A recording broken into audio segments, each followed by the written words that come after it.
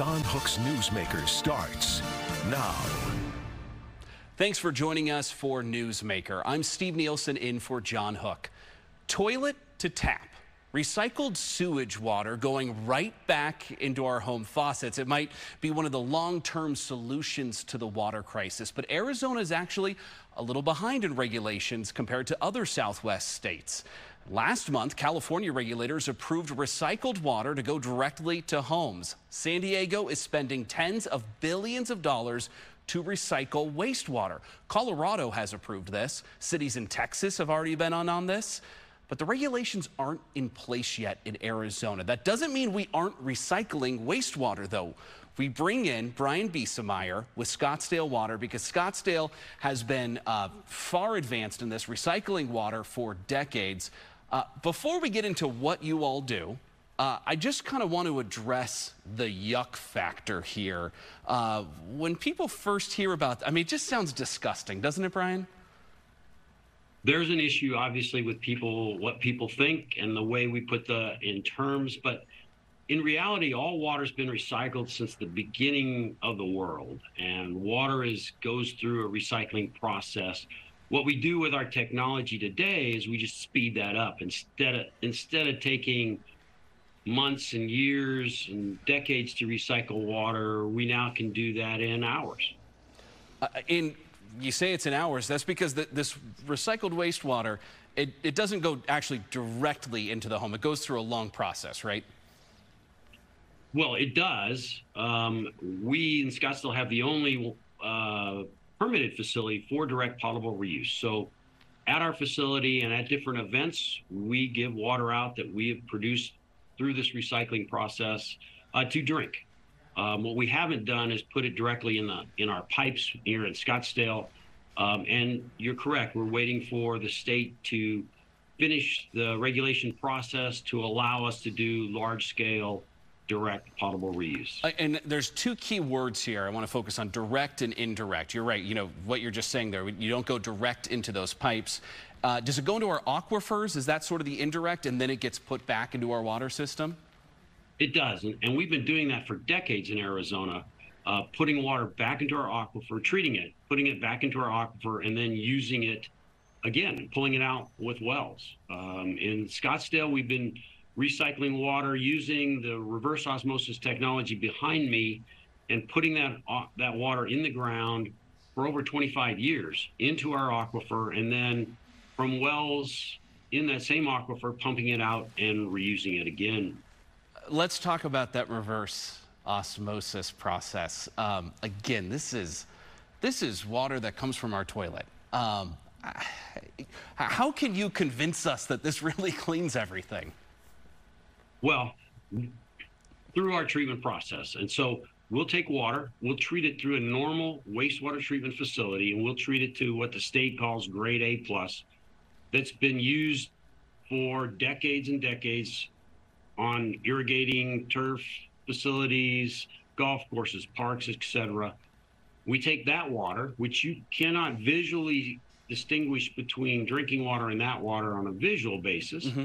Then we take it, we treat it with ultrafiltration membranes, then ozone to further disrupt any molecules that are left, then through reverse osmosis, and then through ultraviolet photolysis to again disinfect that water.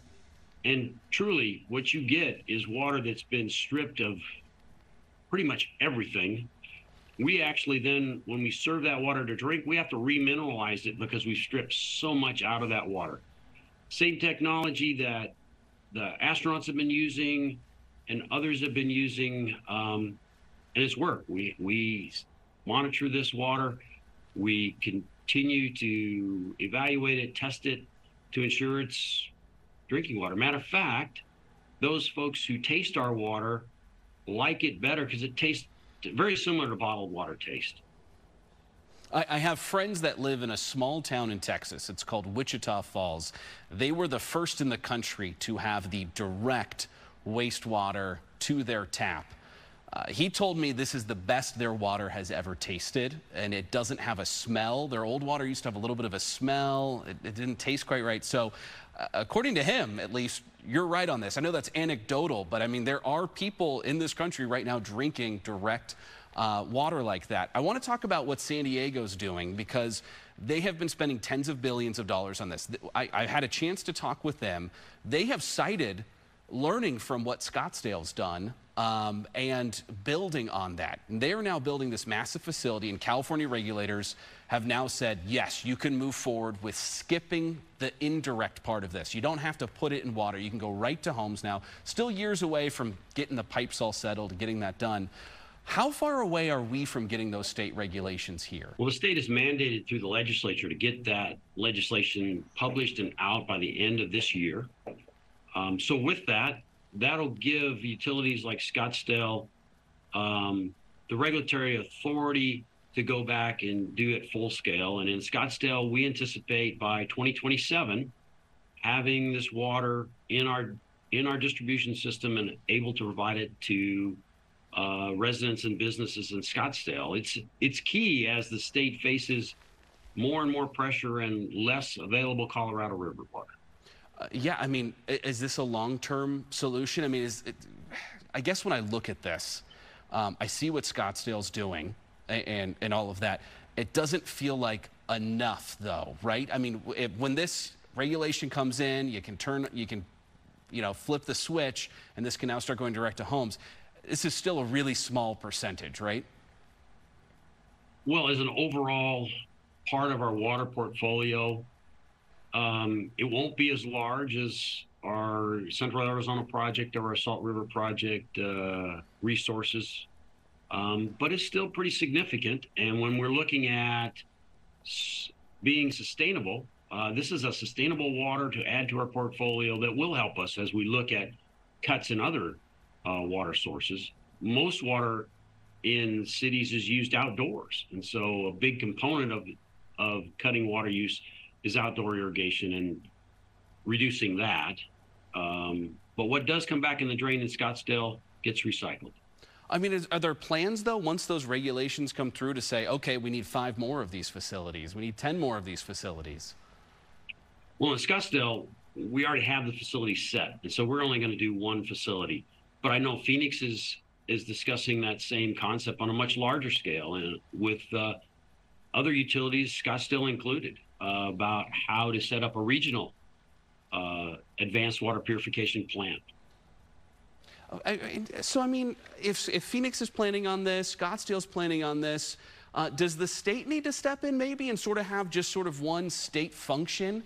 Or should it be all of the different cities come together and do their own sort of process here? Well, I think we do a regional process with wastewater. Phoenix does that with 5 other valley cities. So Scottsdale, we process wastewater at our water campus. About half of our water is processed wastewater is processed at our water campus. The other half is sent down to the city of Phoenix through our sub-regional operating group. It's a name for 5 cities that got together that have consolidated their wastewater collection and treat it at the 91st Avenue Treatment Facility, which, by the way, provides recycled water for the Palo Verde Nuclear Generating Station. But it has more water than just what Palo Verde needs, and Phoenix is looking at regionalizing with 5 cities plus others to come up with a recycled water as a water source for Phoenix and other cities, should they be willing to partner with Phoenix. I mean, I know we've done stories on this too. You can already get beer with some of this water, right? We can. If you want to go to Gilbert to Desert Monk Brewery, they have several beers that are brewed with our recycled water. And every year at Canal Convergence in Scottsdale, we have a One Water brewing showcase where 8 to 10 brewers get together and brew beer with our water. It's some of the best water, they tell us. Is it? I mean, is this? It feels kind of like magic, doesn't it? Well, maybe if that's the problem we have in this industry, is that people turn on their tap and they expect the water there, they expect it pure and tasting good. it's not magic, it's science. We've been doing this for decades now in Scottsdale. So I can understand how it feels like magic, but it's not. It's all done by the technology you see behind me. It's magic at our homes, but the work you're doing is the actual science and all the work that goes into that. As we take a look at the cuts to the Colorado that Arizona is facing, all of the different water crises we face here as a state, a Southwest state, are you worried about our future? I guess I'm concerned that we take the right steps and at the right time to ensure we continue to have water available for Scottsdale, Phoenix, the metro area, for the whole state of Arizona. And the timing of it's important, but a lot of things are moving in the water business to look at additional water resources. This is just one of them. But we obviously need to take steps to enhance our water portfolios if we want to continue to grow and exist in the desert. Yeah, I know we've talked about desalination, a pipeline to Mexico that seems expensive. A lot of things would have to happen for that to work out. Is this the big key to making us last longer, do you think, recycled water? I think it is. It's great. It's key. We live in a desert. We don't have huge water resources coming to us naturally. This is one that we have on a sustainable basis, and we can continue to use and use and use. So if you got a yuck factor here, you just got to get over it. I mean, that's the message, right? Yes, and I invite you to either try some of the beer that's brewed with us, or come to Canal Convergence or any other activity Scottsdale Water has where we have our recycled water. Taste it. Tell me how it tastes. I bet you we'll win you over. I've tasted it myself. It tastes just fine. Tastes like water. So, you know, let that be a message. I don't know. We'll see. All right. Great to hear about solutions going on. Brian Biesemeyer, Scottsdale Water, thank you so much. Really appreciate you joining us. Coming up next, is there life in our solar system?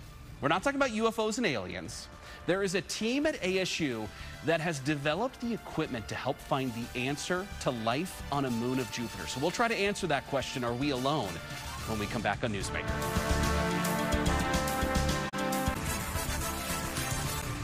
Welcome back to Newsmaker. Are we alone? The answer may be found on Europa, a moon orbiting Jupiter. Inside of a building at the Jet Propulsion Laboratory in Pasadena, NASA engineers are finishing the Europa Clipper. That mission will be launched later this year. JPL is led by an ASU graduate, and a key component of the Clipper was designed by ASU professors. And we have an ASU professor joining us in studio, Dr. Phil Christensen. Thanks for joining us. Happy to be here. So let's talk about what you have built for the Europa Clipper. What exactly was this designed for? So we think Europa might have an ocean, a warm ocean underneath its crust of ice. So we built an infrared camera. It basically measures the temperature of the surface. It's like night vision goggles based on the same technology as that. So we can look at Europa in the infrared and see its temperature, measure its temperature. So if there are fractures or fissures or places where that warm water is getting near the surface, we'll be able to see that against the extremely cold ice. And Europa, because it has an ocean, I mean, this is really one of our best chances of finding life in our solar system. Absolutely. We've come to believe that life needs water, liquid water.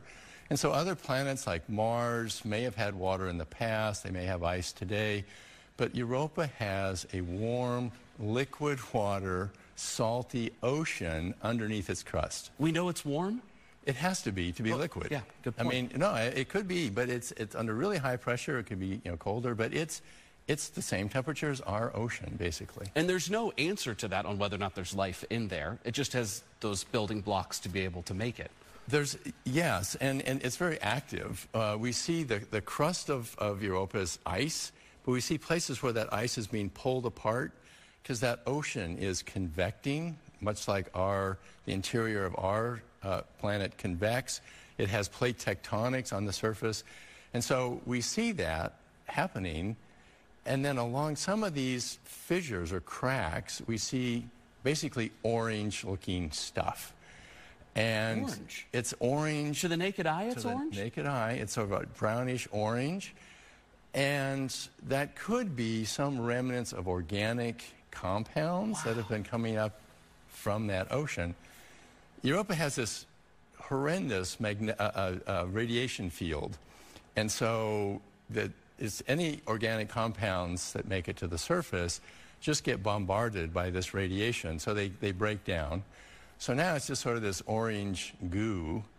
But it could have been something more interesting. So it may not be alive anymore if it's on the surface, but we would be able to tell that it was organic. Yes, it would definitely not be alive. I mean, if you put you or I there, we'd last a minute before the radiation just killed us. Wow.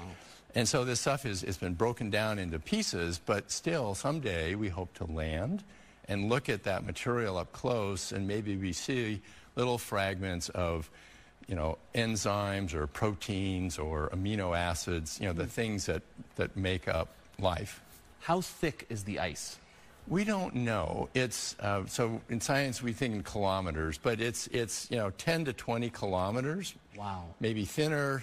That's miles thick. But the idea of drilling through that to get to the ocean with a spacecraft you got to send there. And survive the radiation. Yeah. So one of our jobs, imagine I've got this thick ice, but it's being pulled apart by this warm ocean that's convecting down there. As it's being pulled apart, the ice is getting thinner and that warm water is coming to the surface. So underneath the places where it's spreading, we think the ice is thinner. So again, if we can measure the temperature, where the ice is thick and the ocean is deep, it'll be incredibly cold. But those places where the water is coming near the surface, they're going to be warm. So it could well be that we can say, there's these warm patches. Eventually, when we land, that's where we should go. The warmest spot where the water's the closest. You're building the map for NASA to find life. I think so, or at least to look for it. Yeah. Where to look for it? It may be 20 years, but someday, I think, people are going to say, we're going to land where Phil's group said the water was close to the surface because that surface was warm. And I'll be in a retirement home then. So we told you to do that. Is that exhilarating? It's very exhilarating. I mean, this is incredible stuff. This is really a sort of a breakthrough moment in this search for life. This isn't the only moon that could potentially hold the secret, but this is the closest by far. It's the closest. It's the one we know the most about. And so NASA said, look, we're going to a completely alien place. Let's go to one we know the most about. We can get there in 6 years, not 15, to some of the outer planets. And so it was a very logical first step. Let's go to Europa, see what's there, and then maybe build on that.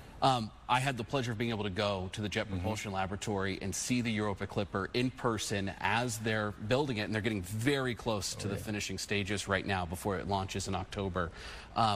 Were you able to see your instrument get added onto the Clipper? We did. The instrument we built is about this big, and we sat and watched as a crane and 5 people, how many people does it take to install a very expensive, it's like a dozen. So we sat and watched them, and you look at that and you say to yourself, something that I've held, I've touched, I've seen, someday it's going to go out to Jupiter and orbit this tiny little moon. And it's really fun to be that close as you were to something that's going to go to such an interesting place. A historic moment. And, I've had fun sort of studying behind the scenes how this is going to get to Jupiter. It's not you don't just launch, take off, and just go to Jupiter. No, you don't. It's going to be passing by Earth twice, right? Yep. It passes by Mars. It passes by Earth twice.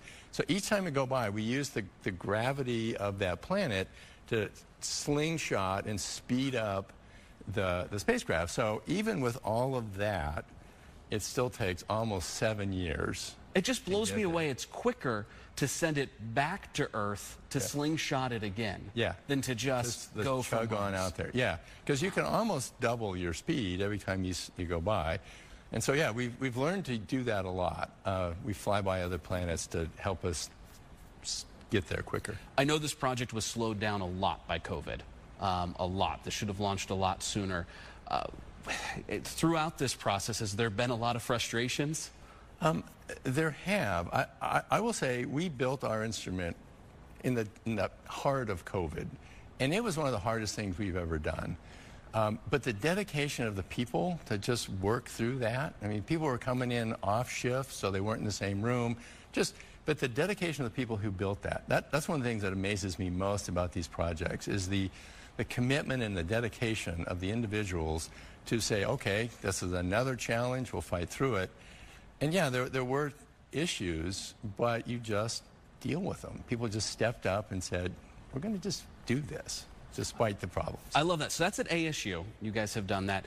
There's also incredible space programs going on at U of A. NAU does a lot of amazing work, too. The head of JPL is an ASU grad. It seems like Arizona's really punching above its weight class when it comes to space right now. It is. Several of the great presidents of these universities recognized decades ago that space was going to be on the frontier. It's going to be an exciting thing. It's going to bring in revenue and public interest. And so they've really invested very strategically in let's build a capability to be a player, a major player in the space program. And it's worked. It's worked remarkably well. It is incredible to see. I know with U of A, they just had rocks from an asteroid come back to Earth last year. And now you're a part of this historic mission as well. When we talk about it launching in October, it's going to take years for it to actually get to Jupiter. Then there's a whole process there. So many things have to go right. So many scary moments along the way. Is JPL already starting to work on the next spacecraft that could actually go to the surface of Europa? They are. They've started working on that. They're also looking at technologies to get us to some of the other icy moons. They're looking at nuclear propulsion technologies. They're developing the means to melt or drill through that ice. So yeah, you know, from when you first have the idea to when you actually get there is a decade or more.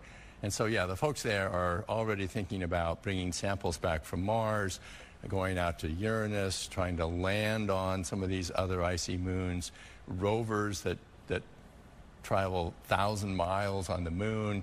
They're always thinking into the future. Tell me about the other moon that you think there might even be a better shot at finding life on. So you know, you go out from the Earth, you get to Jupiter, and the next planet out is Saturn. The problem is it's twice as far as Jupiter, so it takes twice as long to get there. But it's got a small little moon called Enceladus, and it also has an icy crust and a liquid ocean underneath. What makes that so unique is, for reasons we don't fully understand, there's geysers of water coming up from that ocean. So on Europa, you have to land and drill and melt through this thick crust. Using your map.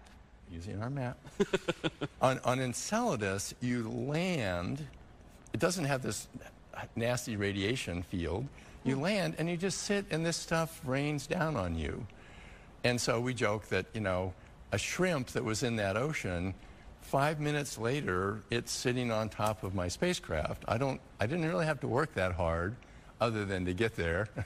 So if there's life in that oceans, it's coming to you instead of having to drill down and try to find it. So even if Europa isn't the answer, there's other places to search for life in our own solar system. Yeah, absolutely. And we're finding more and more of these, what we thought were solid ice moons, that they actually have oceans. There's a whole program now at NASA called Ocean Worlds, where they are looking for, you know, other places that might have liquid oceans. Before we go here, I just want to put this all in perspective. Why would it be so important to find life in our solar system? The universe is a big place. It's a huge place. Are we alone in that universe? I mean, most people, it seems impossible. But until we find another example of life, we're all we know. And so it'd be really fun, useful to say, maybe it's completely different than us. Maybe it doesn't have DNA. Maybe it just works differently. We'll learn a lot. Fantastic. Dr. Christensen, thank you so much for joining us. We appreciate it. Real pleasure. Thanks for having me. We'll be right back.